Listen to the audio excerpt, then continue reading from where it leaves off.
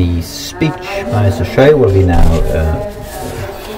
followed by Mr. Vladimir Radomirovic, who will talk about the experience from Serbia.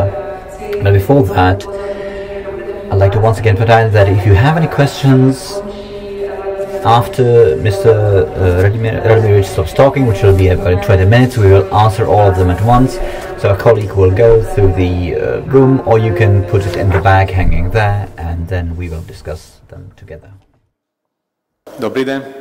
My name is Vladimir Radomirovic. I'm editor-in-chief of Pištaljka, which means the whistle, whistleblowing platform in Serbia that was launched 5 years ago by a group of journalists who were themselves whistleblowers. We were all working in Politika, the oldest daily newspaper in Serbia, when we blew the whistle on censorship in the newspaper and were subsequently fired from the newspaper. We figured that the next step for us would be to launch such a platform that would enable whistleblowers to post anonymous tips and let us investigate those tips and also do our own investigations and advocate for the rights of whistleblowers. So in the past 5 years, we published more than 400 stories, most of them based on tips we received through our submission platform. And some of these articles have ended in official investigations against government officials. So we also publish stories about whistleblowers. We advocate for their rights. We've seen that one of the most effective tools in protecting whistleblowers is to engage the public on their side. And we publish stories revealing how much good these whistleblowers have done to for the whole nation. And so naturally people are sympathetic towards them. And this has led to a campaign to have a comprehensive whistleblower protection law in Serbia. And it was in large part due to the stories about whistleblowers that we published that the government of Serbia in 2012 decided to have a whistleblower protection law. And that year we organized the first ever meeting between a Serbian justice minister and a group of whistleblowers. And the minister then promised that he would launch a working group to draft a whistleblower protection law. And last year this law was adopted and the implementation of the law began 3 months ago in June. And it's still early days, but we have been encouraged by reactions of some judges, and there were already a couple of cases in Belgrade and other towns in Serbia where courts have decided to protect whistleblowers and prevent retaliation against them. This is one of the examples of stories we published. So in 2012, based on a tip, we find out that the defense minister was investing in a very luxurious and expensive building in the center of Belgrade. So we published a series of articles about this, and it turns out that one of the investors in the building was a company based in Cyprus, which had extensive links and contracts with the Ministry of Defense. So what happens then? This is the building as it looks today. The minister lives on the 3rd floor. It's a huge apartment. And he's on trial now for not declaring this asset. But it took a lot of persuasion on our part for the anti-corruption agency and the prosecutors to launch this investigation. However, unfortunately, the prosecutors have not investigated where the money for this building came from.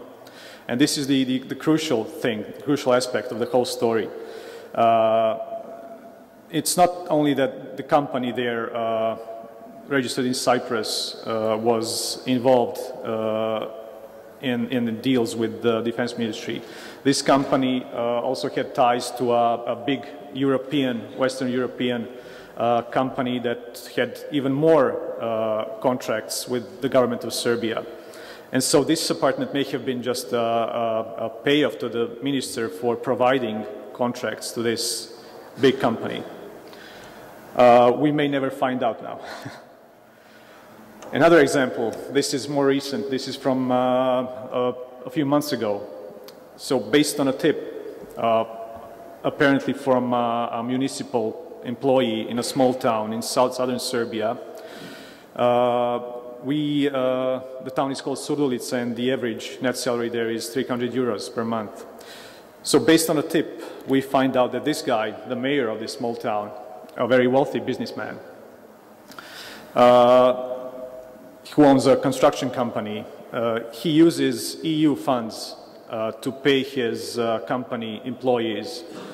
And so instead of this money going to people who, who are experts in managing EU funds, he uses the money to pay people working for his company.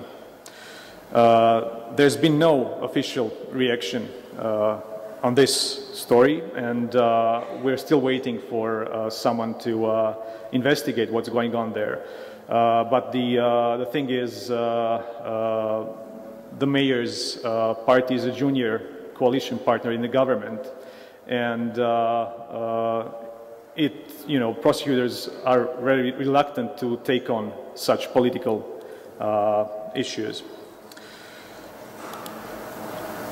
So what's the change here after we publish stories like this? So whistleblowers see that something is being done based on their tips.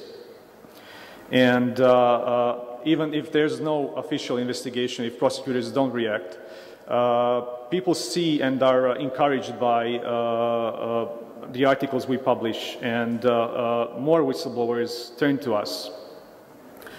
And in the past year and a half, apart from our investigative journalism, we've also launched a legal arm. We have 2 lawyers assisting whistleblowers and potential whistleblowers, providing advice to them on how to report any wrongdoing and how to protect themselves from retaliation. We also helped a couple of whistleblowers, the first 2 whistleblowers who filed for temporary relief based on the new whistleblower protection law.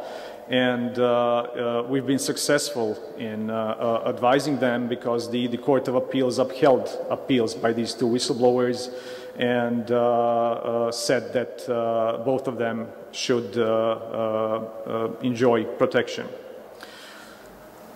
So the general public is more informed also when we publish stories, even though in some cases big media do not reprint our stories. There are always channels that you can present your stories to a wider audience. Today, these days it's social media like Facebook and Twitter, and we have a massive following on social media, so we can distribute easily any information that we come across, that we ourselves investigate, or that we investigate based on a tip from a whistleblower, or interviews with whistleblowers. And so all this leads to a more accountability of elected officials and more protection for whistleblowers, because it is, I feel that the only real protection for whistleblowers is when their cases are out in public, and the general public is usually sympathetic towards whistleblowers who uncover crime or illegal spending of money from the budget. And the public is generally prone to acting on protecting these whistleblowers and pushing for institutions to give them protection. And I have now a special message that I would like to play for you. My wife and I were recently in the US, and thanks to Tom Devine here, we interviewed Frank Serpico, one of the most famous whistleblowers ever. I think most of you have seen the film Serpico with Al Pacino. And here's a message from Frank Serpico to whistleblowers in Serbia, but I think to whistleblowers all over the world. Not seeing the... so we'll just play audio, I think. Repeat it, huh? Now, what's your question? But say who you are. I'm Frank Serpico, and say what you want to the other whistleblowers in Serbia. So just a message. the whistleblowers in Serbia. Oh, Yeah, to people of Serbia, not I just gotcha. Okay.